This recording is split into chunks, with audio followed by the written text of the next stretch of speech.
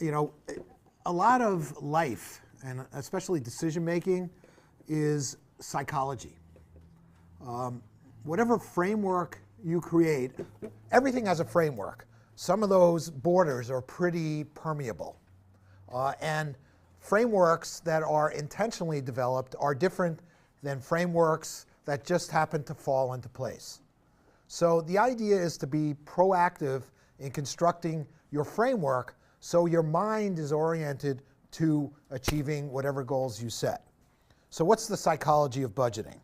This framework is, what is your life about, and how are you going to get from here, from where you are now, to achieve your goals?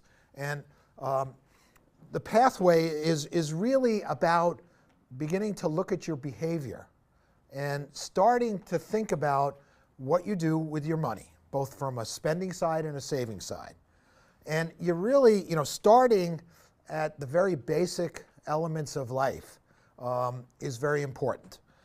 When you talk about savings and prioritizing, there's quite a number of behaviors involved in that. Let's take a physical fitness program.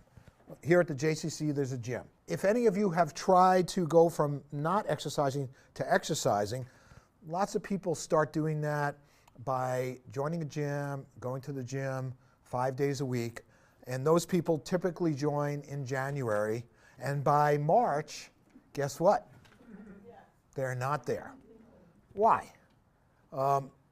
Question is, can you become physically fit in 2 months? Can you lose weight in 2 months? You can do those things. The problem is that you're not really changing your core behaviors.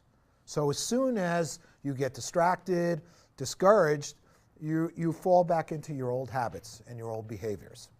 So it's really important to be incremental in behavior change. You do it slowly, you do it methodically, and you don't set expectations too high. And so it's really not different in terms of your spending behavior. If you suddenly decide that you're going to cut your spending by a significant amount, what will happen is you will cut your savings or your spending by a significant amount, but in a month or two, you're going to get frustrated, you're going to feel deprived, and you're going to go right back to your old behavior. So the challenge is really changing your behavior. Another important thing about figuring out what you can control and what you can't is when I talk to clients, the way I describe what I do is my goal is to help them be happier. And to be happier, generally the variable I've found that most closely correlates with that is feeling like you're in control of your life. I'm not saying you're going to be happy. That's up to you. But if you feel in control, you'll be happier than when you started. So to get to that happier point, controlling your spending is really important. And I told you before, I view all spending as discretionary, or the amount of spending is discretionary, and it's all a matter of trade-offs.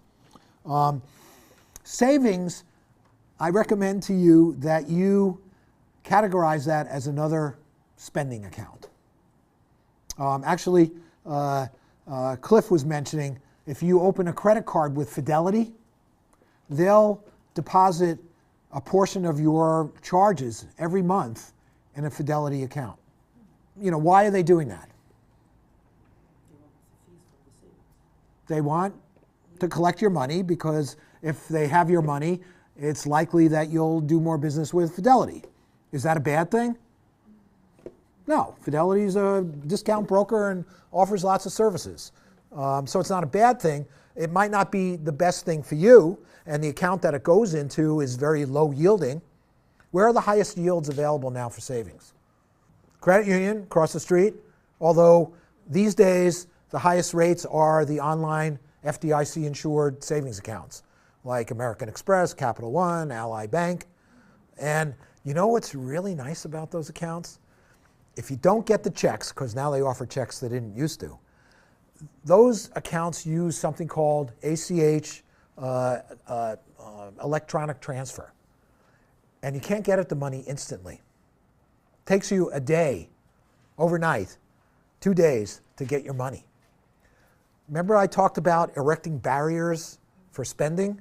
Well, that pregnant pause of, I can't get my money for a day, might act as a rational moment when impulsiveness and spending come together. It's paying about 70 basis points, 0.7%. So that's pretty good compared to the money market accounts, which are yielding 0.0025. I recommend setting up those accounts, and guess what? They'll even be so nice as to go into your checking account, grab $10 a week, and put it in their account. Isn't that nice of them? Take advantage of it, okay? And look for deals. I mean, you can be assertive and aggressive with your personal finances. Most people are passive receivers. If you develop a plan with some goals and spend a little time doing this and find out where the resources are, you'd be surprised at how successful you could be. Again, it's a little bit at a time, and it's perseverance. The success comes with making a small behavior change when you walk out of here tonight and maintaining it over time. There's compound interest. Everybody know what that is. You earn interest on interest. There's also compound behavior change. If you are able to make those little changes in behavior, you get you give yourself positive feedback, and you're able to make gradual, more important, bigger changes in your behavior, because you see that it bears fruit.